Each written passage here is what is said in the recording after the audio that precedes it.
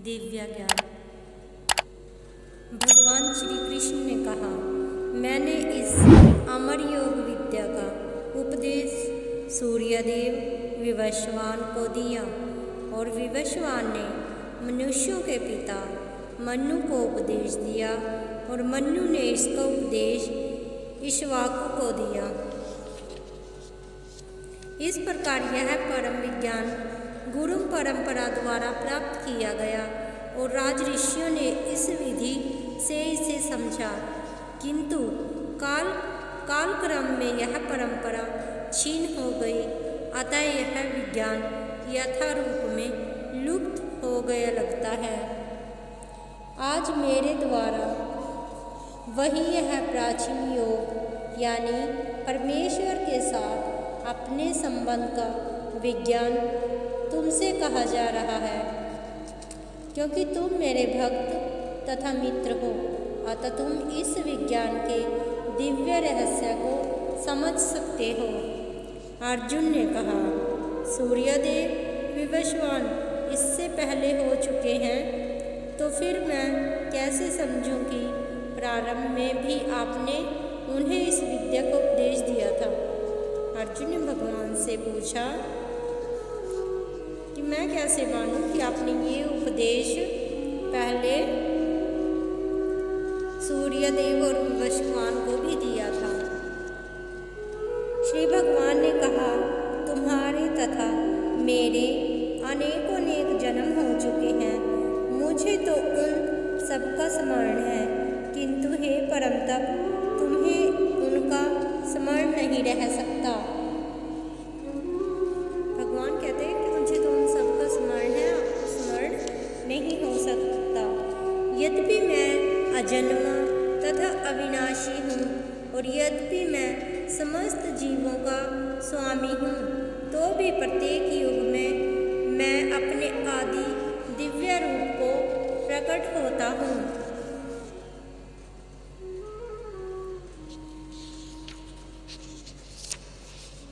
हे भारतवंशी, जब भी और जहाँ भी धर्म का पतन होता है और अधर्म की प्राधान्यता होने लगती है, तब मैं अवतार लेता हूँ। भक्तों का उद्धार करने, दुष्टों का विनाश करने तथा धर्म की फिर से स्थापना करने के लिए हर युग में प्रकट होता हूँ।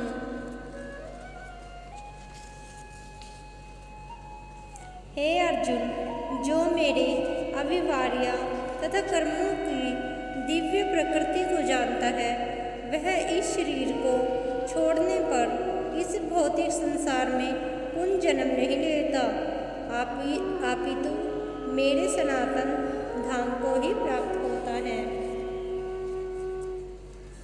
भगवान कृष्ण अर्जुन को समझा रहे हैं कि भगवान तो अजन्म है, वो अजन्मे नहीं है। आसक्ति, भय तथा क्रोध से मुक्त होकर मुझ में पूर्णतः तन्मय होकर और मेरी शरण में आकर बहुत से व्यक्ति भूतकाल में मेरे ज्ञान से पवित्र हो चुके हैं। इस प्रकार मैं उन सबों से मेरे प्रति दिव्य प्रेम को प्राप्त किया है। जिस भाव से सारे लोग मेरी शरण ग्रहण करते हैं, उसी के अनुरूप मैं उन्हें फल देता हूँ। हे पार्थ, प्रत्येक व्यक्ति सभी प्रकार से मेरे पथ का अनुगमन करते हैं।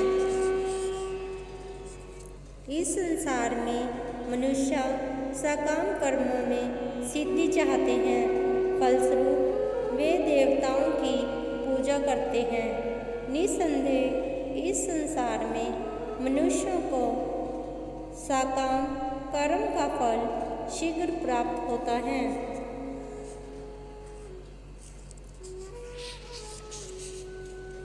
प्रकृति के तीनों गुणों और उनसे संबंध कर्म के अनुसार मेरे द्वारा मानव समाज के 4 विभाग रचे गए।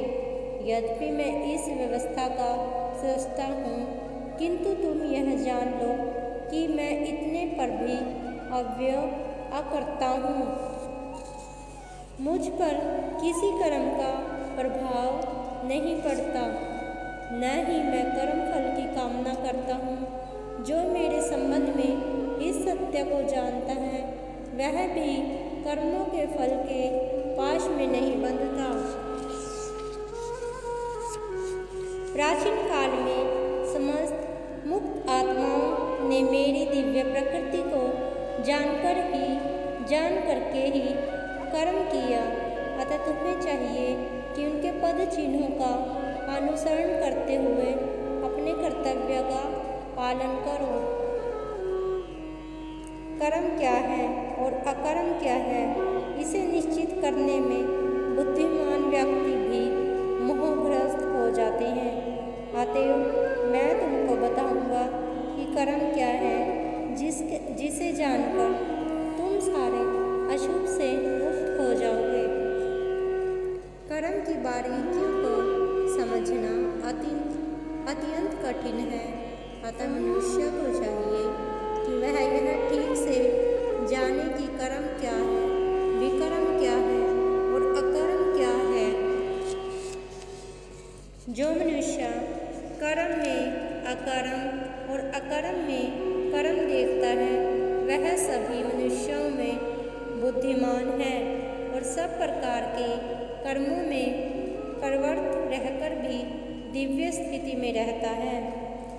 जिस व्यक्ति की प्रत्येक प्रयास इंद्र तृप्ति की कामना से रहित होता है उसे पूर्ण ज्ञानी समझा जाता है। उसे ही साधु पुरुष ऐसा कर्ता कहते हैं जिसने पूर्ण ज्ञान की अग्नि से कर्म फलों को भस्मात कर दिया है। केवल पूर्ण ज्ञानी ही कृष्ण भावना भवित व्यक्ति के कार्यकलापों को समझ सकता है। ऐसे व्यक्ति में इंद्र तृप्ति की प्रवृत्ति का अभाव रहता है। इससे यह समझा जाता है कि भगवान के नित्य दास के रूप में उसे अपने स्वाभाविक स्वरूप का पूर्ण ज्ञान है, जिसके द्वारा उसने अपने कर्म फलों को भस्म कर दिया है। जिसने ऐसा पूर्ण ज्ञान प्राप्त कर लिया है वह सचमुच विद्वान है। भगवान की नित्य दासता के इस ज्ञान के विकास की तुलना अग्नि से की गई है। ऐसी अग्नि एक बार प्रज्वलित हो जाने पर कर्म के सारे फलों को भस्म कर सकती है। अपने कर्म फलों की सारी शक्ति को त्याग कर सदैव संतुष्ट और स्वतंत्र रहकर वह सभी प्रकार के कार्यों में व्यस्त रहकर भी कोई सकाम कर्म नहीं करता। कर्मों के बंधन से इस प्रकार की मुक्ति तभी संभव है जब मनुष्य कृष्ण भावान्वित होकर हर कार्य कृष्ण के लिए करे।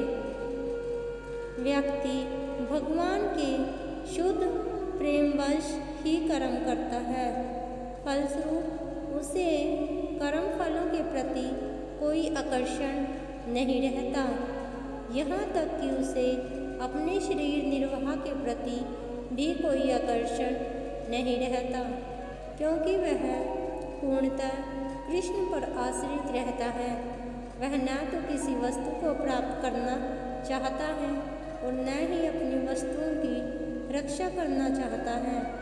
वह अपनी पूर्ण समर्थ से अपना कर्तव्य करता है और कृष्ण पर सब कुछ छोड़ देता है। ऐसे अनासक्त व्यक्ति शुभ अशुभ कर्म फलों से मुक्त रहता है, मानो वह कुछ भी नहीं कर रहा हो। यह अकर्म अथवा निष्काम कर्म का लक्षण है। अतः कृष्ण भावना अमृत से रहित कोई भी कार्यकर्ता पर बंधन स्वरूप होता है। ऐसा ज्ञानी पुरुष पूर्ण रूप से संयमित मन तथा बुद्धि से कार्य करता है। अपनी संपत्ति के सारे समावित्व को त्याग देता है और केवल शरीर निर्वाह के लिए कर्म करता है। इस तरह कार्य करता हुआ वह पाप रूपी फलों से प्रभावित नहीं होता।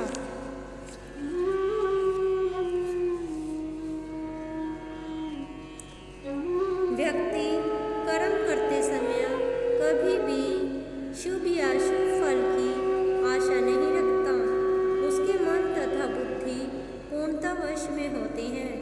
वह जानता है कि वह परमेश्वर का भिन्न अंश है, अतः अंश रूप में उसके द्वारा संपन्न कोई भी कर्म उसका न होकर उसके माध्यम से परमेश्वर द्वारा संपन्न हुआ होता है। जब हाथ हिलता है तो वह स्वेच्छा से नहीं हिलता, अपितु सारे शरीर की चेष्टा से हिलता है। कृष्ण भावना भावित व्यक्ति भगवत इच्छा का अनुगामी होता है।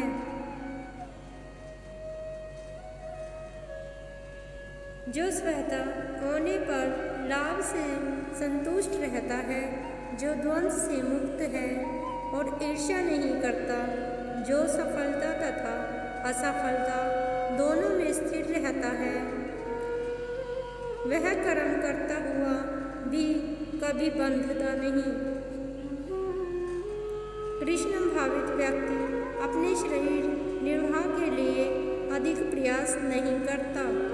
वह अपने आप होने वाले लाभों से संतुष्ट रहता है।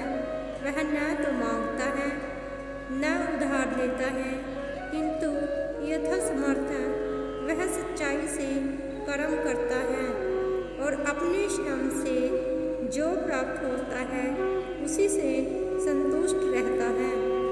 अतः वह अपनी जीविका के विषय में स्वतंत्र रहता है,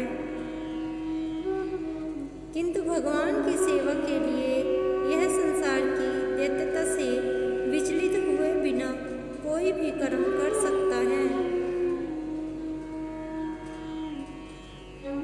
जो पुरुष प्रकृति के गुणों के प्रति अनासक्त है और जो दिव्य ज्ञान से पूर्णतः स्थित है, उसके सारे कर्म ब्रह्म में लीन हो जाते हैं।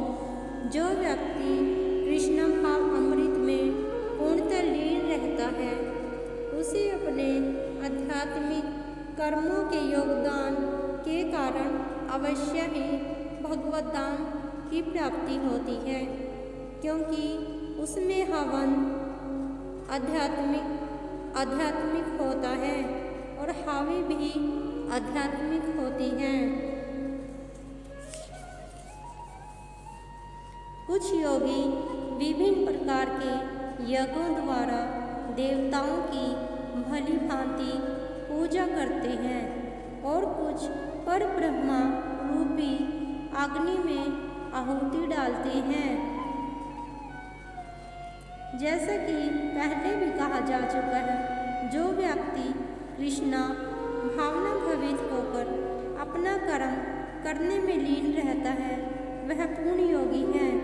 किंतु ऐसे भी मनुष्य हैं जो देवताओं की पूजा करने के लिए यज्ञ करते हैं और कुछ परम ब्रह्मा या परमेश्वर के निराकार स्वरूप के लिए यज्ञ करते हैं। इनमें से कुछ विशुद्ध ब्रह्मचारी श्रवण आदि क्रियाओं तथा इंद्रियों को मन की नियंत्रण रूपी अग्नि में स्वाहा कर देते हैं और दूसरे लोग इंद्र विषयों को इंद्रियों की अग्नि में स्वाहा कर देते हैं। मानव जीवन के चारों आश्रम के सदस्य ब्रह्मचारी, गृहस्थ, वानप्रस्थ तथा सन्यासी पूर्ण योग्य बनने के निमित्त हैं। मानव जीवन पशुओं की भांति इंद्र तृप्ति के लिए नहीं बना है। अतएव मानव जीवन के चारों आश्रम इसी प्रकार व्यवस्थित हैं। मनुष्य आध्यात्मिक जीवन में पूर्णता प्राप्त कर सके। गुरु की देखरेख में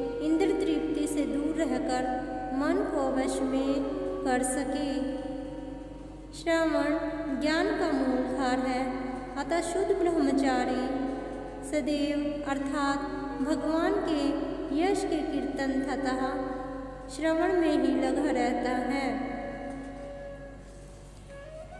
दूसरे जो मन तथा इंद्रियों को वश में करके आत्म साक्षात्कार करना चाहते हैं, संपूर्ण इंद्रियों तथा प्राणवायु के कार्यों को संयमित मन रूपी अग्नि में ही आहुति कर देते हैं। कठोर व्रत अंगीकार करके कुछ लोग अपनी संपत्ति का त्याग करके कुछ कठिन तपस्या द्वारा, कुछ अष्टांग योग पद्धति के अभ्यास द्वारा अथवा दिव्य ज्ञान में उन्नति करने के लिए वेदों का अध्ययन द्वारा प्रबुद्ध बनते हैं। बहुत से लोग विभिन्न प्रकार के दान पुण्य द्वारा अपनी संपत्ति का यजन करते हैं। अन्य लोग भी हैं जो समाधि में रहने के लिए श्वास को रोके रहते हैं, जिसे प्राणायाम कहते हैं। वे अपान में प्राण को और प्राण में अपान को रोकने का अभ्यास करते हैं और अंत में प्राण अपान को रोककर समाधि में रहते हैं। अन्य योगी कम भोजन करके प्राण में ही आहुति देते हैं। वे सभी यज्ञ करने वाले यज्ञों का अर्थ जानने के कारण पाप कर्मों से मुक्त हो जाते हैं और यज्ञों के फल रूपी अमृत को चखकर परम दिव्य आकाश की ओर बढ़ते जाते हैं। हे गुरु श्रेष्ठ, जब यज्ञ के बिना मनुष्य इस लोक में यह जीवन में सुखपूर्वक नहीं रह सकता, तो फिर अगले जन्म में कैसे रह सकेगा। मनुष्य इस लोक में चाहे जिस रूप में रहे, वह स्वरूप से अनभिज्ञ रहता है। दूसरे शब्दों में भौतिक जगत में हमारा अस्तित्व हमारे पापपूर्ण जीवन के बहुगुणित फलों के कारण है। अज्ञान ही पापपूर्ण जीवन का कारण है और पापपूर्ण जीवन ही इस भौतिक जगत में अस्तित्व का कारण है। मनुष्य जीवन ही वह द्वार है जिससे होकर वह इस बंधन से बाहर निकल सकता है। अतः वेद हमें धर्म, अर्थ, काम तथा मोक्ष का मार्ग दिखलाकर बाहर निकालने का अवसर प्रदान करते हैं। हे परंतप, द्रव्य यज्ञ से ज्ञान यज्ञ श्रेष्ठ है। हे पार्थ, अनगोत सारे कर्म यज्ञों का आवासन दिव्य ज्ञान में होता है। तुम गुरु के पास जाकर सत्य को जानने का प्रयास करो। उनसे विनीत होकर जिज्ञासा करो और उनकी सेवा करो। स्वरूप सिद्ध व्यक्ति तुम्हें ज्ञान प्रदान कर सकते हैं, क्योंकि उन्होंने सत्य का दर्शन किया है। स्वरूप सिद्ध व्यक्ति के वास्तविक ज्ञान प्राप्त कर चुकने पर तुम कभी ऐसे मोह को प्राप्त नहीं होंगे, क्योंकि इस ज्ञान के द्वारा तुम देख सकोगे कि सभी जीव परमात्मा के अंश स्वरूप हैं, अर्थात वे सब मेरे हैं। यदि तुम समस्त पापियों में भी सर्वाधिक पापी समझा जाए, तो भी तुम दिव्य ज्ञान रूपी नाव में स्थित होकर दुख सागर को पार करने में समर्थ होंगे। जैसे प्रज्वलित अग्नि ईंधन को भस्म कर देती है, उसी तरह हे अर्जुन, ज्ञान रूपी अग्नि भौतिक कर्मों के समस्त फलों को जला डालती है। जो श्रद्धा इस संसार में दिव्य ज्ञान के समान कुछ भी उदात्त और शुद्ध नहीं है। ऐसा ज्ञान समस्त योग के परिपक्व फल है। जो व्यक्ति भक्ति में सिद्ध हो जाता है वह यथा समय अपने अंतर में इस ज्ञान का आस्वादन करता है। जो श्रद्धालु दिव्य ज्ञान में समर्पित है और जिसने इंद्रियों को वश में कर लिया है वह इस ज्ञान को प्राप्त करने का अधिकारी है और इसे प्राप्त करते ही वह तुरंत आध्यात्मिक शांति को प्राप्त होता है। किंतु जो अज्ञानी तथा श्रद्धाविहीन व्यक्ति शास्त्रों में संदेह करते हैं वे भगवत भाव अमृत नहीं प्राप्त करते, अपितु नीचे गिर जाते हैं। वे न तो इस लोक में न ही परलोक में उनके लिए कोई सुख है। जो व्यक्ति अपने कर्म फलों का परित्याग करते हुए भक्ति करता है, जिसके शास्त्र दिव्य ज्ञान द्वारा विनिष्ट हो चुके होते हैं, वही वास्तव में आत्मपरायण है। हे धनंजय, वह कर्मों के बंधन से नहीं बंधता। अतएव तुम्हारे हृदय में अज्ञान के कारण जो शशाए उठे हैं उन्हें ज्ञान रूपी शस्त्र से काट डालो। हे भारत, तुम योग से समावित होके खड़े हो और युद्ध करो। वह सनातन योग कहलाती है।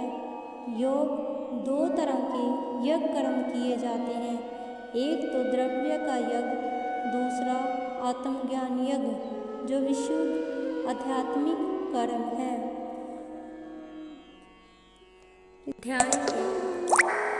इस अध्याय के प्रारंभ में स्वयं भगवान ने अपने दिव्य कार्यकलापों का वर्णन किया है। जो व्यक्ति गीता के उपदेशों को नहीं समझता वह श्रद्धाविहीन है, और जो भगवान द्वारा उपदेश देने पर भी भगवान के सच्चिदानंद स्वरूप को नहीं समझ पाता, तो यह समझना चाहिए कि वह निपट मूर्ख है।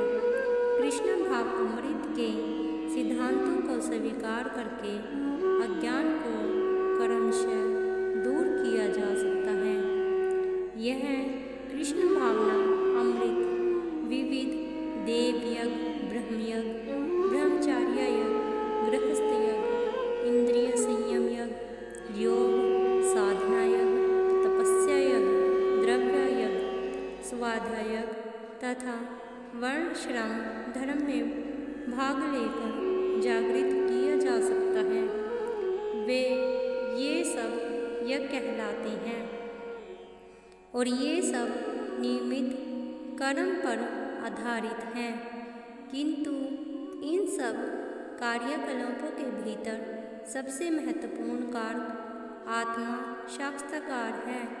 जो इस उद्देश्य को खोज लेता है वही भगवत गीता का वास्तविक पाठक है। किंतु जो कृष्ण को प्रमाण नहीं मानता वह नीचे गिर जाता है। अतः मनुष्य को चाहिए कि वह सेवा तथा समर्पण समेत किसी पारंपरिक गुरु के निर्देशन में भागवत गीता या अन्य किसी शास्त्र का अध्ययन करे और वह परमेश्वर के उन उपदेशों पर तनिक भी व्युक्त नहीं होता उन्होंने लाखों वर्ष पूर्व सूर्यदेव को दिया था, जिनसे भगवत गीता के उपदेश इस धराधाम में आए। अतः गीता में ही व्यक्त भगवत गीता के पथ का अनुसरण करना चाहिए और उन लोगों से सावधान रहना चाहिए जो आत्म श्रृंखलावश अन्यों को वास्तविक पथ से विपथ करते रहते हैं। भगवान निश्चित रूप से परम पुरुष हैं और उनके कार्यकलाप दिव्य हैं। जो इसे समझता है वह भगवत गीता का अध्ययन शुभ आरंभ करते ही मुक्त होता है। दिव्य ज्ञान का यह लेसन यही समाप्त